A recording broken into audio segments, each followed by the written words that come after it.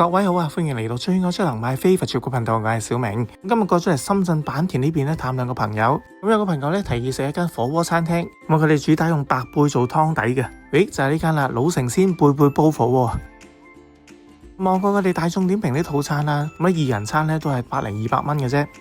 哇！門口呢個超人氣雙人餐咧，人均都唔使100蚊。咁睇過啲內容咧，都幾多嘢食。咁最緊要可以食到佢哋招牌嘅一個蝦滑貝貝鍋。咁睇相都好吸引咯。咁呢間老城鮮喺深圳都有幾間分店嘅。咁今次嚟到呢間咧坂田萬科廣場分店啦，都坐得幾舒服。咁入嚟我已經留意到佢哋嘅魚缸咯。我見到啲海鮮都好新鮮生猛啊。啲主角貝貝喺度啦。咁聽聞擺咗呢個低溫區度咧靜養吐沙。咁至於餐廳呢邊咧，標榜咗3大嘅必點菜，咁包括牛肉啦、生蠔同埋脆肉丸。咁睇嚟呢幾樣轉頭都要試一試佢。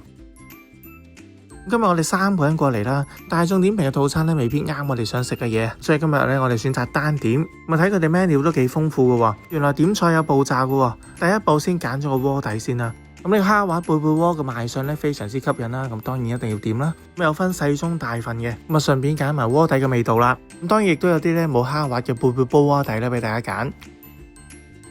揀完鍋底就之後揀熟食啦，同埋打邊爐嘅食材啦。咁可以揀嘅海鮮同肉類都幾豐富喎。咁同埋個價錢咧都幾合理啊，一啲都唔貴。咁頭先話要必點嗰3樣嘢咧，全部都點晒噶啦。咁另外打邊爐當然都要點下啲蔬菜啊，咁仲有啲丸類嗰啲配菜啦。咁話晒個鍋底應該好鮮噶嘛，冇嘥咗佢嘅。咁點餐嘅時候咧，餐廳話佢哋有新產品喎。咁個新鍋底咧直頭 menu 上面係冇添嘅。咁難得過嚟，當然要試下佢啦。咁趁個煲未上，教翻個醬汁先啦。咁自助醬料台呢邊咧都幾企理嘅。咁我想教嗰啲醬料咧都齊晒。咁嘢食味道可以食下啲番茄仔啊、小食啊，咁樣頂住肚先。話咁快，佢哋嘅最新鍋底就上台啦。哇，擺得好靚喎！呢煲新產品啦，除咗貝貝釀咗蝦滑之外咧，咁仲有幾隻係釀咗牛肉滑啊，隻隻都釀到好飽滿啊，睇落就知正啦。我呢度上菜都幾快喎。咁啲食材真係睇得出嘅新鮮啊！咁就一次過上晒，等我影翻張全家福先。哇！啲螺絲蝦新鮮又大隻，真係啱啱撈起啊，仲識喐噶。咁牛肉咧就話咗係必點噶嘛。咁2款牛肉咧我哋都嗌晒。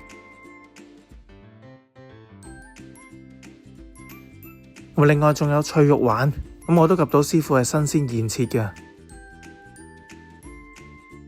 哇！樣樣食材都咁新鮮，真係想快啲開餐啊！麻煩幫我加湯啊！咁鍋底嘅味道呢，今次我哋就揀咗蒜香味。咁職員呢就好簡單，幫我哋放啲蒜蓉啦。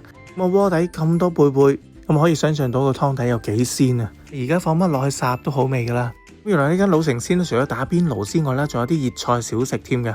我朋友呢之前係嗌過嚟食噶啦，咁我覺得都炒得幾有風味啊！咁係略嫌有少少辣啫。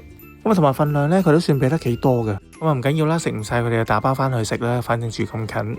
哇！啲貝貝開晒口都開始熟啦，都忍唔住夾個牛肉丸食下先。牛肉丸你睇幾大粒，正。咁正式嚟講咧，梗係要趁啲湯未蒸發之前啦。我連埋啲貝貝一齊飲翻1-2碗湯先，試下有幾鮮味啊嘛。有味幾鮮，有啲蒜香味添。即係呢就貝貝牛肉滑啊，但係咧佢烚耐咗之後咧就似粒牛丸咁樣咯，有啲咬起上嚟咧仲會爆汁添，整得上嚟要小心啲食。哇！啲蝦滑超級大粒啊，俾大家試下啦。耶！咁啲蝦滑咧真係釀咗啲真嘅白貝度嘅，咁拆出嚟仲連住啲白貝肉添啊！我覺得食呢個貝貝蝦滑咧就唔好用筷子，最正確嘅方式咧就係用手擘開個殼咧直接擺入口，咁件蝦滑咧先夠完整夠爽啊！我終於食晒啲貝貝啦，咁留翻呢個湯嘅精華咧嚟打邊爐啊！我到而家啲蝦仲識喐噶，真係新鮮到爆啊！我覺得呢間老城鮮啦最值得一讚嘅咧就係咁提供俾客打邊爐嘅食材咧全部都好新鮮，唔新鮮都唔俾上台啊！咁有時打邊爐咧追求嘅就係呢樣嘢啫嘛，唔怪得呢間餐廳嘅評分都幾高啊！我證明大家都食得滿意啊！其他啲海鮮方面咧，我想講係非常之鮮。頭先呢隻蝦頭我啜出嚟已經覺得好香，即係新鮮嘅果然係唔同啦。咁除咗蝦之外咧，仲有必食嘅生蠔啦。烚完之後個件頭依然係咁大隻。咁至於牛肉嘅新鮮度咧，亦都不遑多讓。我睇個色澤咧就知道係靚嘅雕龍啊！咁啊吊龍咧烚10零秒就得噶啦，可以烚太耐嘅。微微見到咁嘅色咧就食得噶啦，正。咁另外仲有款安格斯肥牛啊，咁啲油脂分佈咧非常之靚，咁啊同樣烚10零秒就已經食得噶啦。咁啊兩款牛肉咧都係超嫩滑又有牛味，最重要係唔貴啊嘛，每份都係39蚊，咁嘅新鮮度咧真係好抵食。咁最後就試埋個游水脆肉丸啦，其實脆肉丸咧都係烚20秒左右咧就食得噶啦。咁我自己咧就好中意食脆肉丸嘅，呢度脆肉丸咧又幾新鮮幾肥美嘅，咁當然都要配合埋我個靈魂醬汁啦，咁先可以令到啲魚肉咧更有鮮味啊！食完啦，果然好介紹啊，朋友。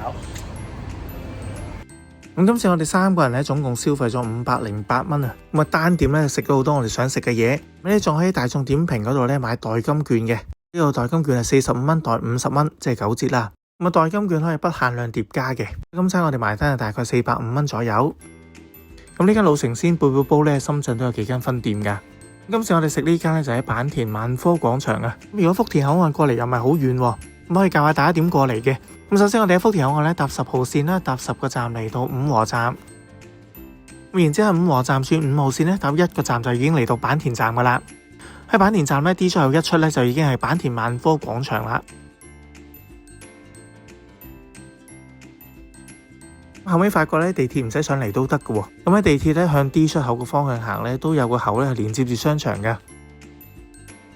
咁啊地鐵呢度咧就係 B1 嗰層啦，咁只要上翻1層啦，去翻商場入邊咧揾 lift 搭，揾到 lift 我哋撳6字樓，